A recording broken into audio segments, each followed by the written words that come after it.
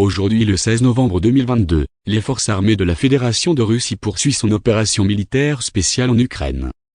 Hier le 15 novembre, les forces armées russes ont lancé une arme aérienne et maritime massive de haute précision à longue portée contre le système de commandement et de contrôle militaire de l'Ukraine et les installations énergétiques connexes.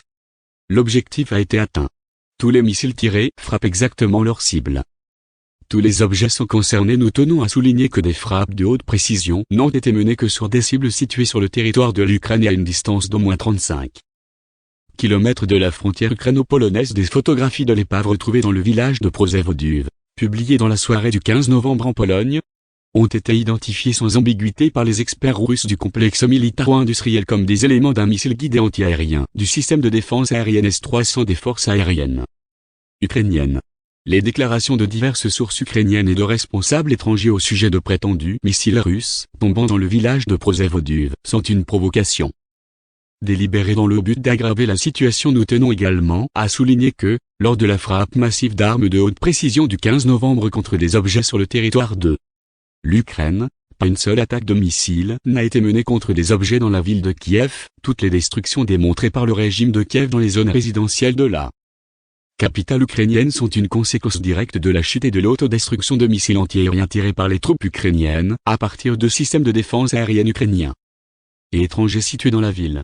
Dans la direction de Kupiansk, des frappes de l'aviation militaire des forces aérospatiales russes ont contrecarré les tentatives de 3 groupes tactiques de compagnie des 14e et 92e brigades mécanisées des forces armées ukrainiennes en direction des colonies de Brestovo, Kolenikovka, région de Kharkov et Novoslovskoye, République populaire de Lougansk.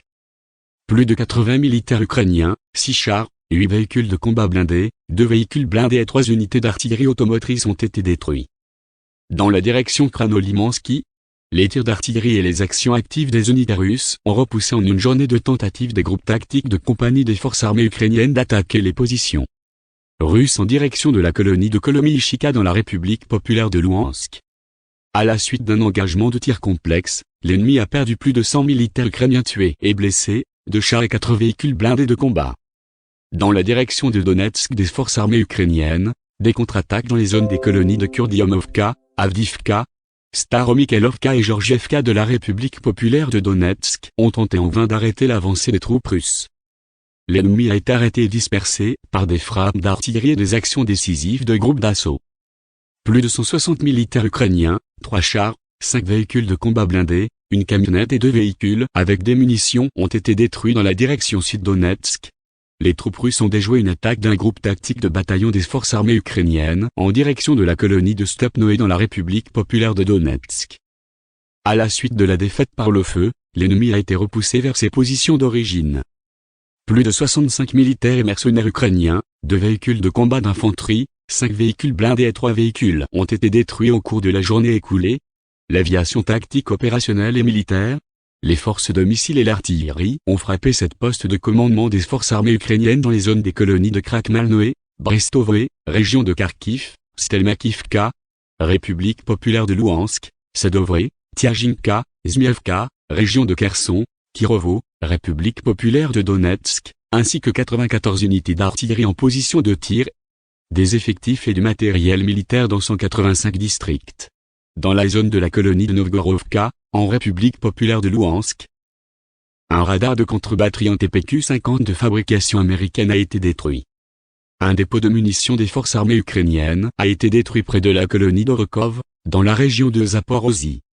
Au cours du combat de contre-batterie dans la zone de la colonie de Kolenikovka, région de Kharkov, 2 systèmes d'artillerie M777, fabriqués aux États-Unis, ont été détruits.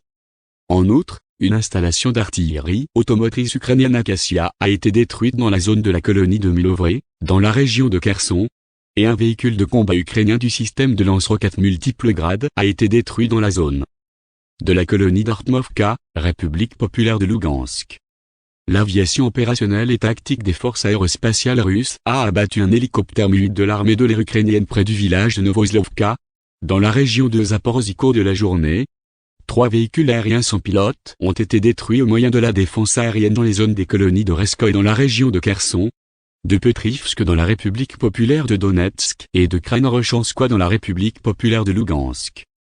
En outre, 11 obus de systèmes de lance-roquettes multiples, IMAR et Uragan, ont été interceptés dans les zones des colonies de Kelanchak et de Nova-Nikolavka dans la région de Kherson.